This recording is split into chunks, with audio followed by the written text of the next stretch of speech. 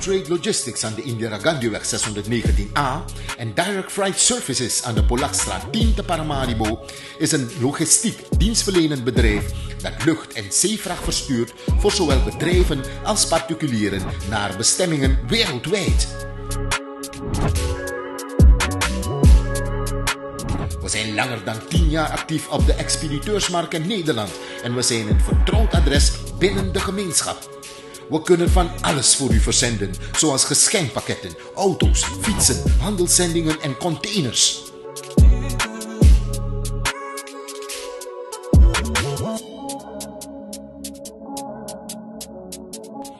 Trade Logistics aan de Indira Gandhiweg 619A en Direct Freight Services aan de Polakstraat 10 te Paramaribo hopen u binnenkort te verwelkomen in een van hun vestigingen, zodat u zelf onze kwaliteit en service kunt ervaren. Tot gauw!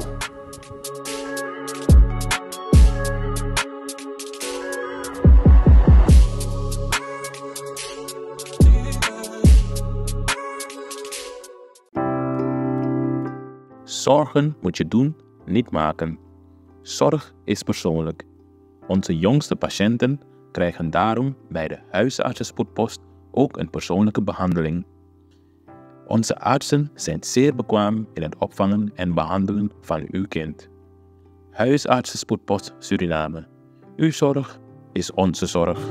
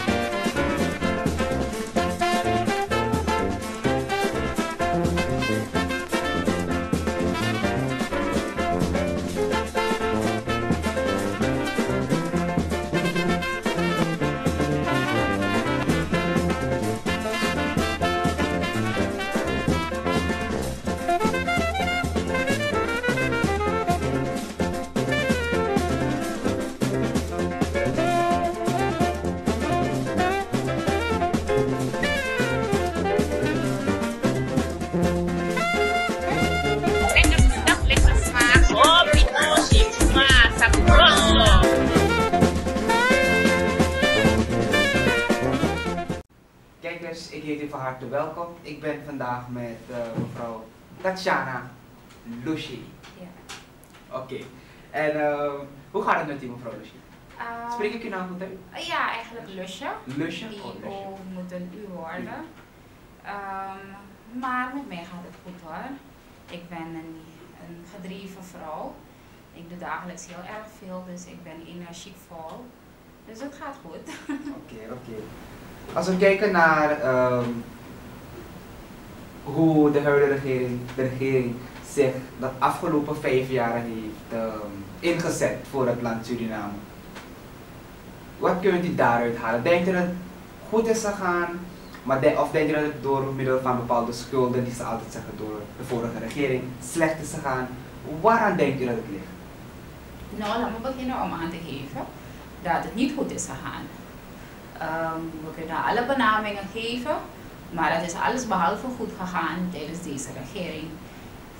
4,5 jaar verder, op naar de verkiezingen toe. Laat me zeggen, ik zal mij zeker beperken tot de onderwerpen waar ik mij sterk voor maak. Om te kijken naar 4,5 jaar regeermacht van de huidige regering, dan is het eerste wat mijn concern is het jongerenbeleid. Ik ben van mening dat de regering toch veel meer zou moeten investeren in het jongerenbeleid in Suriname. En als je praat over jongerenbeleid, dan heb je het zeker over onderwijs, welke hoge prioriteit geniet. in de hele wereld en daarnaast ook sport. Maar ik zal het voornamelijk hebben over onderwijs. Deze regering heeft het zodanig gepresteerd om ervoor te zorgen vandaag aan de dag dat ons onderwijs totaal vernietigd is. We hebben gezien dat het beleid zodanig is gevoerd dat al onze kaders, de leerkrachten en alle anderen in deze functie, in deze hoedanigheid, vertrokken zijn naar het buitenland. We hebben dus minder kaders over. De kaders die over zijn gebleven, die moeten het dan onder erbarmelijke situaties doen, onder druk vooral doen, zonder om daar een schouderklopje voor terug te krijgen. Als ik kijk naar de kinderen, de leerlingen op de scholen, maar niet alleen het basisonderwijs is vernietigd, maar ook middelbaar en op academisch niveau is ons onderwijs toch wel vernietigd geworden door te weinig aandacht besteed te hebben aan ons onderwijssysteem. Er is een belangrijk fenomeen waarover er altijd wordt gesproken dat er geen geld is. Maar dat is niet helemaal waar. Waarom zeg ik dat? We hebben afgelopen tijd gezien dat subsidies zijn afgeschaft of afgebouwd. Er zijn tig verhogingen van elektra, nutsvoorzieningen, gas, noem maar op. Maar wat hebben we ook gezien? Belastingen. Er zijn verschillende belastingen geïntroduceerd, toch bij de samenleving. Dus dat betekent dat de overheid toch wel wat geïnd heeft. En als je geïnd hebt, dan zou je toch wel veel meer kunnen doen aan ons onderwijssysteem. We kennen het doorstroomsysteem, welke onlangs voor heel veel heisa heeft gezorgd in de samenleving. En je merkt toch wel dat de meningen een beetje verdeeld waren over ons doorstroomsysteem. Nogmaals, ik heb altijd toch wel gezegd in het parlement, welk systeem of aanpak er ook komt, van welke regering dan ook, het moet een goede zijn. Het moet in voordelen zijn van de leerprestatie van onze kinderen. Maar het moet ook in voordelen zijn van de kaders die het werk doen, die de leerstof en alle kennis overdragen aan de leerlingen die vervolgens de toekomst zijn van morgen. Ik heb altijd gezegd, onlangs ook, als je een land wil ontwikkelen, dan moet je bij onderwijs starten. En onderwijs hoeft niet gratis te zijn, maar onderwijs moet wel toegankelijk zijn. Onderwijs moet wel betaalbaar zijn. En onderwijs moet daadwerkelijk het niveau hebben van alle landen in de regio. Je wilt geen achterstand hebben. Toch? En dat zijn toch wel randvoorwaarden die ontbreken in deze 4,5 jaar. Onderwijs is qua toegankelijkheid gering. Want niet alle kinderen in het binnenland kunnen naar school. En dan heb je natuurlijk factoren die spelen zoals transport en noem maar op. Maar het is des regering om ervoor te zorgen toch, dat die gap gesloten wordt. Als we bijvoorbeeld merken dat per 1 oktober elk jaar de school start en we weten wat de uitdagingen zijn in het binnenland, dat wanneer Paramaribo de school en de dichtstbijzijnde districten de school op 1 oktober start en dat in Sipaliwini de school daar een uitdaging is qua transport, logistiek, mijn gunst. Hoe moeilijk zou dat zijn als we niet kunnen leren uit het verleden?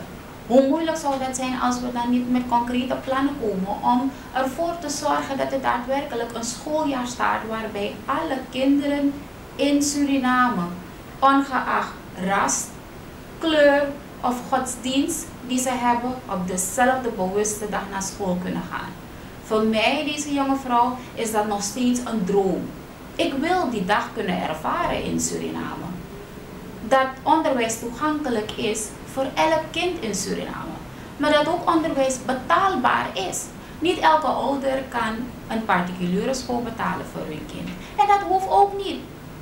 Dat hoeft ook niet. Die keuze moet je laten aan de ouders wat ze wel kunnen betalen en wat ze niet kunnen betalen. Dus betaalbaarheid van ons onderwijs, daar moeten we voor vechten.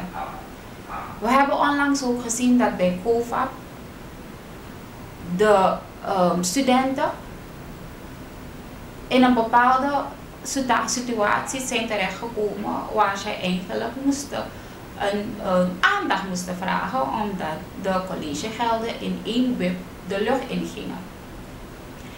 Kijk, ik zeg één ding.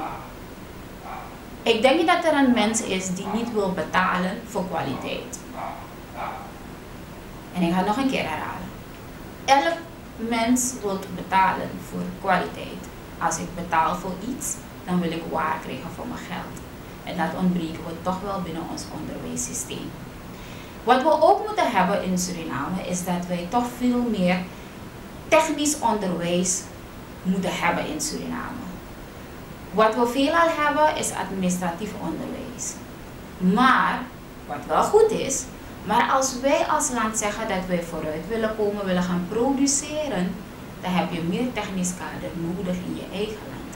Je kan pas gaan produceren wanneer je ook wel equipped bent, wanneer je manschappen hebt om daadwerkelijk de bedrijven die jij wil gaan introduceren kunnen draaien. Nu, vandaag anno 2025, is het de bedoeling dat de regering die aan zet komt en de regeringen die na 10 en 20 jaar nog gaan komen ervoor gaan zorgen dat er meer aandacht komt als het gaat om ons onderwijssysteem. Alleen zo gaan we dit land ontwikkelen. Geld, economie staat natuurlijk centraal, maar met onderwijs alleen kan je een land ontwikkelen. Als je met die voorwaarden komt en de opportunities creëert voor je samenleving om die kennis naar zich toe te trekken, dan geloof ik dat het beter zal worden met Suriname. Dat is wat ik zeg op het gebied van onderwijs. En dan kom ik op het gebied van sport. Ik wil de dingen heel voorzichtig zeggen natuurlijk, maar ik heb wel gemerkt dat we in de regering toch wel minder liefhebbers hebben voor sport. Dat is wat mij is opgevallen, dat is mijn persoonlijke mening. We moeten zeker ervoor zorgen, we hebben een ministerie van sport en ik merk dat er toch weinig wordt gedaan als het gaat om sport in Suriname. We hebben een aantal topsporters gehad. We kennen allemaal ook wel het verhaal dat sponsoren toch wel, ja, het heel vermoeiend gaat met sponsoren. Maar geloof me, sport doet de deuren tot de wereld ook open voor je land. Je mag 10 meedoen met allerhande conferenties in de wereld, dat is allemaal mooi. Maar weet je wat mooier is? Wanneer je op een conferentie bent in de wereld en een ander land, vertegenwoordiger van een ander land, in welke hoedanigheid dan ook, is het als diplomaat of noem maar op, komt naar je toe en zegt tegen jou, oh, is dat het land van sporter X? Want sporter X bijvoorbeeld heeft de afgelopen tijd een record verbroken van je land. Weet je hoe mooi het is? Ik heb dat meegemaakt. Ik heb wat meegemaakt dat ik op dienstreis ga en je merkt dat bijvoorbeeld landen opmerkingen maken, bijvoorbeeld over Jamaica. En dan ben je daar voor een politiek doel natuurlijk. Maar politiek omvat alles, ook sport. En dan sta je daar en dan denk je bij jezelf, oh jee, de opmerking kan ook gemaakt zijn geworden naar Suriname toe. Dus dat betekent dat we ook veel meer moeten gaan investeren in ons sportgebeuren. Vervolgens ook, als ik praat over het jongerenbeleid, er is heel weinig recreatie. Er is voor heel weinig recreatie gezorgd in 4,5 jaar. Het was toch wel altijd botertje zijn baby om te zorgen voor recreatie voor jongeren in Suriname. Wijlen onze erevoorzitter is ook sportman geweest. Dus vandaag aan de dag begrijp ik hem toch beter waarom hij toch erachter zat om toch sport op een niveau te brengen in Suriname. En sport begint eigenlijk al van jongs af. Als je voor genoeg recreatie zorgt in de resorten, dan zullen de sporters zichzelf daar ontwikkelen. Want gelooft u me, ik wil geen namen noemen van sporters, omdat ik geen één wil overslaan, omdat ik toch wel vind dat ze allemaal heel hard hun best doen voor Suriname. En ik enorm trots ben op alle sporters, is het nou op het gebied van dammen, want ook dammen is een sport, maar een denksport. Toch op het gebied van atletiek, op het gebied van zwemmen. Dus ik wil geen één overslaan, want ik ben enorm trots op alle sporters.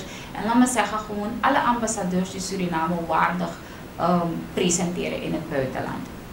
Maar het begint bij recreatie in de buurten.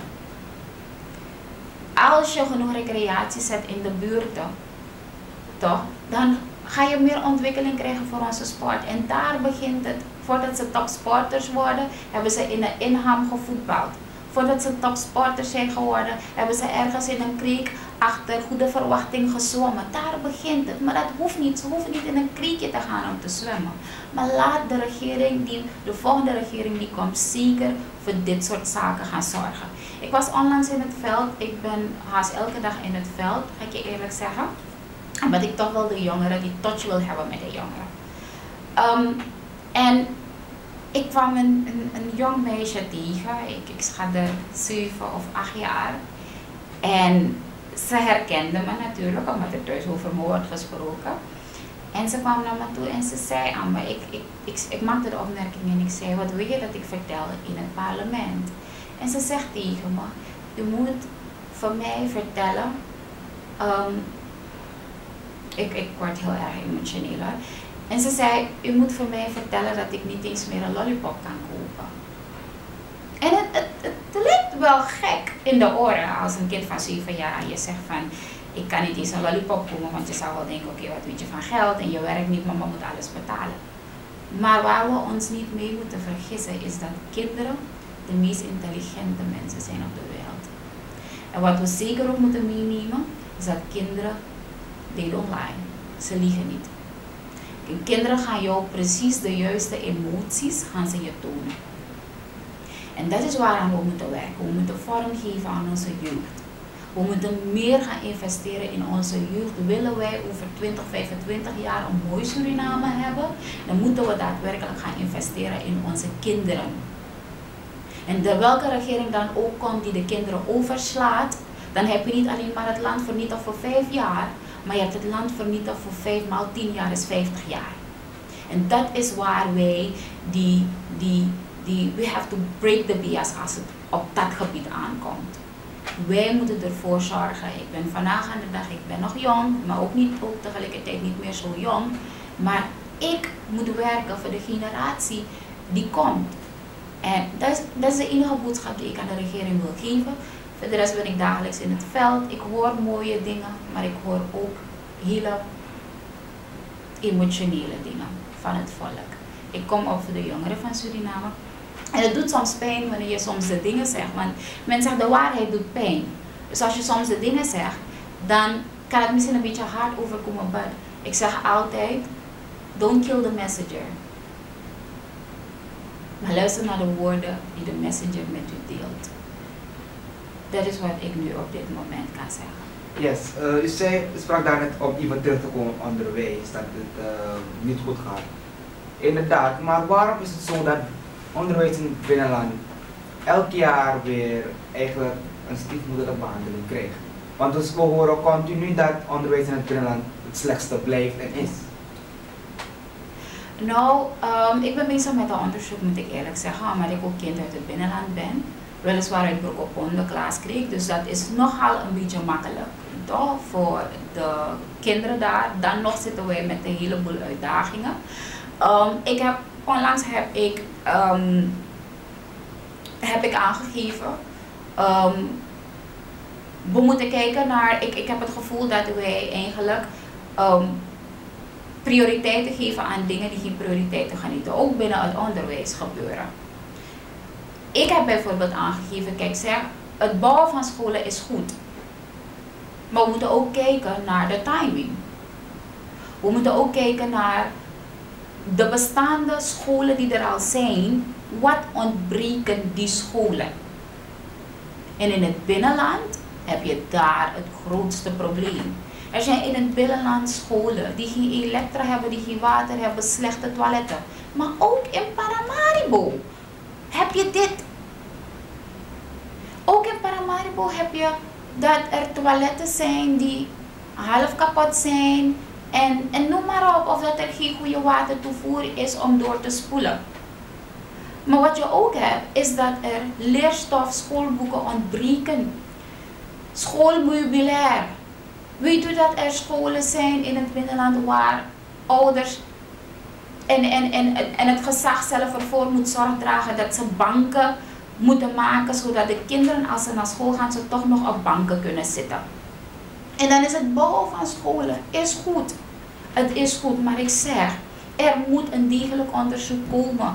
Toch? Wat hebben de bestaande scholen die we nu hebben, wat hebben die scholen nodig? We hebben een tekort aan leerkrachten.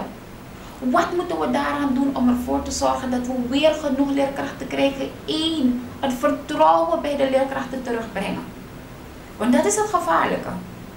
De huidige leerkrachten die er nu zijn, ze trekken niet zomaar weg omdat ze het vertrouwen niet meer hebben in de regering. Zoveel beloftes worden gedaan. Weet u dat er leerkrachten zijn die geen geld ontvangen?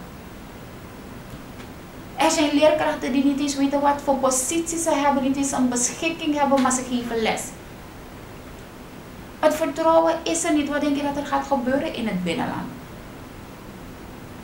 Dat zijn zaken waaraan we eerst zouden moeten werken. En daarom kom ik erop terug. Onderwijs moet je loskoppelen. En waarom loskoppelen?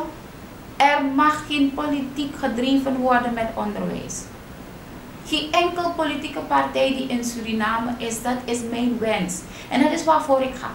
Onderwijs mag er niet meer politiek mee gedreven worden, want anders gaan we het nooit opgelost krijgen. En ja, de meningen kunnen verschillen. Niet iedereen hoeft het met me eens te zijn. Maar voor de enkele jaren die ik daarbij ga zitten in het parlement, heb ik wel gezien wat het probleem is. En, er is geen sprake van continueringsbeleid op onderwijs. Ben je van die politieke partij en je hebt een positie gehad, als de volgende politieke partij komt, dan word je thuis gezet. Toch? We hebben het onlangs ook gezien met een inspecteur van onderwijs. Toch? Die heeft de hele rechtszaak aangespannen tegen de staat.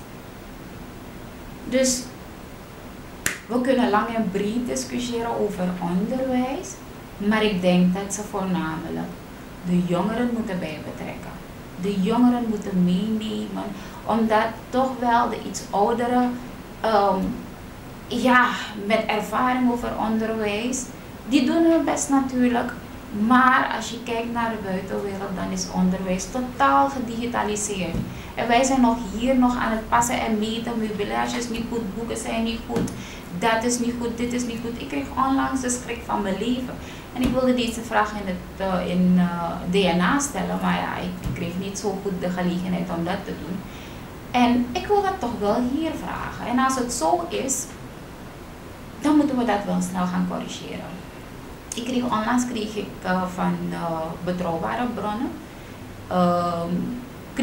hebben ze de vraag gesteld, zeg, mevrouw Lusje, zou u voor ons kunnen vragen? We hebben onlangs begrepen dat de 6e klas, en dan als ik dit heb gezegd, dan ga ik gelijk komen op het nationalistisch gevoel die we terug moeten brengen bij onze kinderen. Onze kinderen moeten we weer gaan leren om van Suriname te houden. Maar ik kom straks daarop terug. Ik kreeg als vraag, zeg, mevrouw Lusje, zou u dit voor ons kunnen nagaan? Want wij hebben wel bewijs, maar weet je, als volksvertegenwoordiger, als je iets niet... het is altijd goed als je de vraag werpt naar de regering en kijkt hoe ze ermee omgaan natuurlijk. En ik kreeg als vraag, althans van betrouwbare bronnen heb ik begrepen, dat er leerboeken zijn geproduceerd voor 6e klassers. En dat de boeken zijn geproduceerd met de verkeerde kaart van Suriname. En ik wilde graag de vraag stellen in het parlement. Ik hoop dat ik vanaf de gelegenheid krijg daarvoor. Maar ik toch wel wil dat de minister van Onderwijs toch wel uitkomt. Als dat werkelijk zo is. En met verkeerde kaart bedoelen we dus zonder degree. Zonder degree, ja. Dus niet met de juiste grenzen van ons. Je zou dat nimmer kunnen doen nu, zonder om vinger te wijzen naar iemand, zeg ik. Je zou dat nimmer kunnen doen nu. Omdat er met betrekking tot het degree-gebied er nog geen internationale uitspraak is. Dus tot op de dag van vandaag is degree van Suriname. Dus je zou nooit die fout kunnen maken om een kaart te produceren, toch, in een leerboek van de 6e klassers, waarbij we zeggen dat we het nationalistisch gevoel terug willen brengen bij onze kinderen. En dan doe je dat met verkeerde grenzen. Dus ik zal straks ook in het parlement een vraag stellen hierover, want als dat zo is, dan ben ik wel de mening toegedaan dat we gefaald zijn. Gefaald zijn omdat wij ten alle tijden strijdhaftig moeten blijven. We moeten leren om strijders te zijn voor Suriname. Als we dat niet hebben, dan zal het ook nooit goed komen met Suriname. Dus als dat werkelijk zo is, nogmaals, dan keur ik dit helemaal af en dan zeg ik wel dat er behoorlijk gefaald is op dit gebied. Maar natuurlijk zullen we uitkijken naar feedback van de minister in deze, want hij is de bewindsman daar en hij moet wel uitkomen.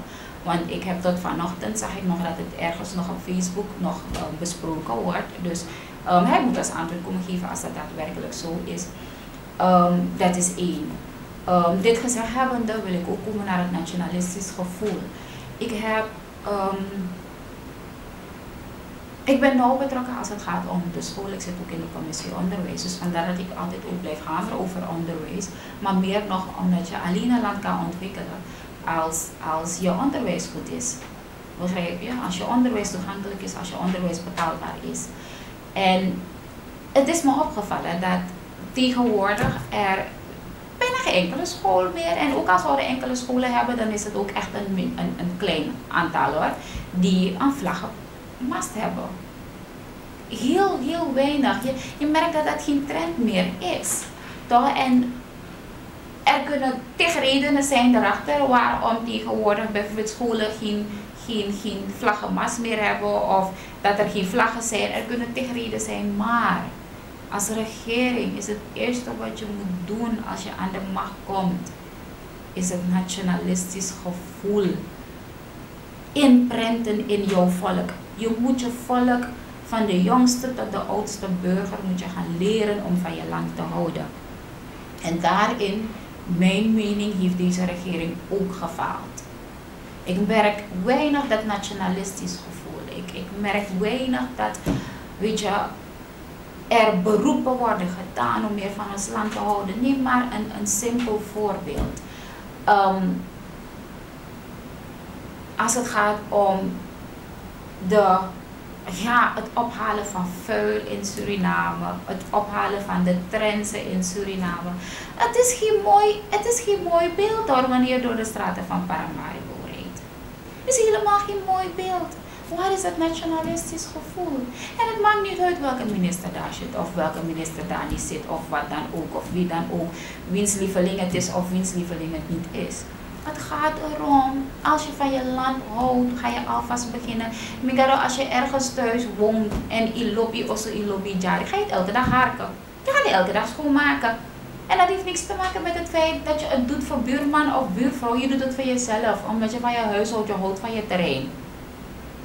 En dat moeten we terugbrengen. De trenzen worden niet op tijd opgehaald. Hoogwiet overal. Tegenwoordig als je met een auto ergens voorbij rijdt. En dan kan ik een voorbeeld nemen aan de Floralaan.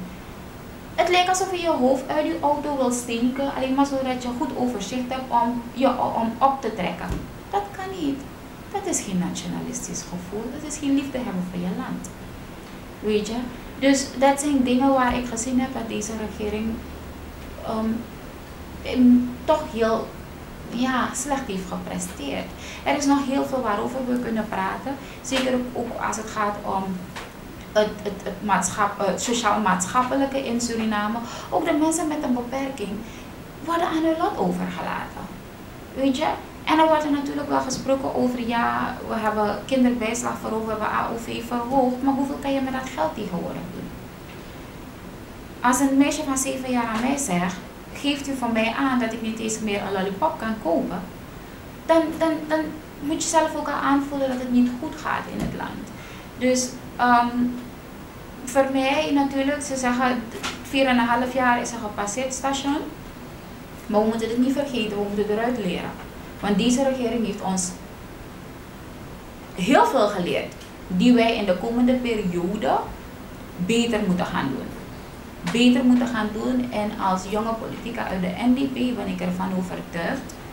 Gisteren hadden we ook de launch van onze verkiezingsprogramma. De NDP staat bekend als een partij die voornamelijk heel sterk is in het sociaal-maatschappelijke. Dus wij willen het zeker weer goed gaan maken met het volk. En tenslotte mevrouw Lusje, een paar wijze woorden voor het volk van Suriname, want we naderen de verkiezingen. Ja, het enige wat ik kan zeggen, het is niet de eerste keer dat het Surinaams volk naar de stembus gaat. Dus in principe zou je kunnen zeggen, het volk weet wel wat ze moeten doen. Ja? Zo wil ik starten, motiveren. We hebben een volk die wel weet wat ze moeten doen. Alleen wat ik het volk wil zeggen, is dat ze wel moeten waken voor misleiding. Ze wel moeten waken voor onderdrukking. Ik wil het volk vandaag meegeven dat wanneer ze naar de stembus gaan, dat ze wel moeten meenemen in hun achterhoofd dat die rode pen die je op die dag zal gebruiken een machtig wapen is. Die rode pen bepaalt het leven van jou, je naasten, derden en alle andere Surinaamse burgers voor 5 jaar. Maar wat nog leuker is dat de beslissingen die genomen zullen worden in 5 jaar machtiger kunnen zijn dan wat wij denken. Dus gebruik die rode pen. Het is een heilige pen, het is een machtige wapen. Gebruik die rode pen op die dag goed. Ga en kies voor de toekomst van generaties die nog moeten komen. Laten wij ons niet meer laten misleiden. Laat je niet omkopen. Laat de zoete praatjes jou geen keus laten maken waar jij later spijt van zal hebben. Laat alle gezelligheid en alle lollige praatjes van politici aan de kant en kies voor jouw huiselijke situatie. Dat is wat ik wil meegeven aan Surinamers. Politiek kan soms gezellig zijn, lollig zijn. Ieder komt en doet zijn deel. Anderen zijn grappiger dan anderen.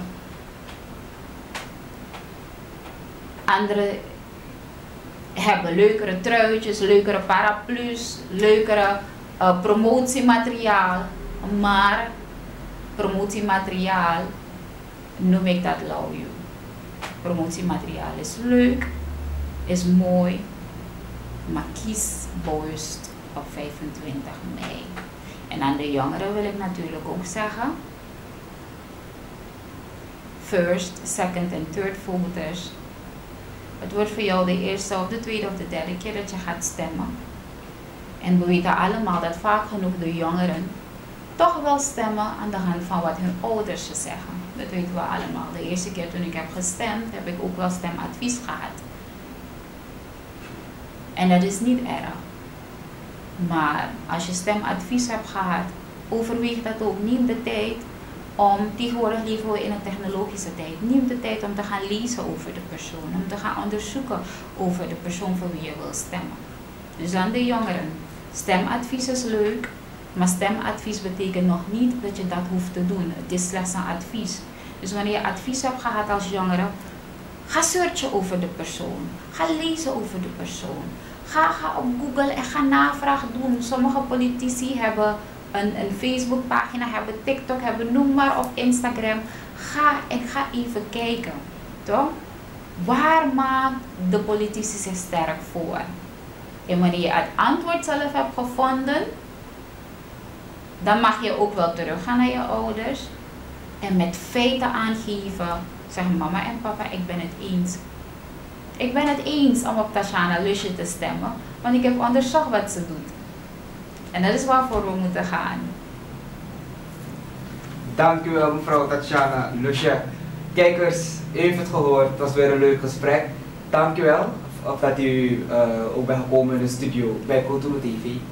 En nogmaals, ik wens u ook veel succes. Thank you.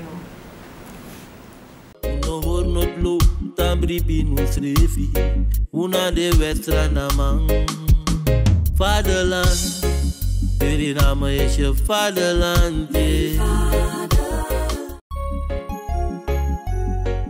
Suriname altijd dichtbij, je sap toch?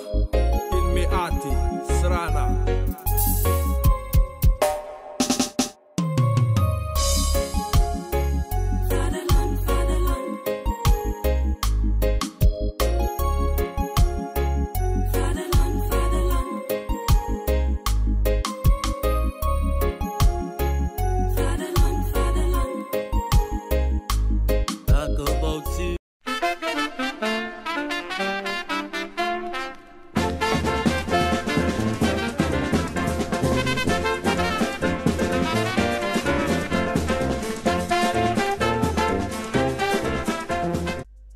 Ben jij een gedupeerde van de toeslagenaffaire, ouder, kind of ex-partner?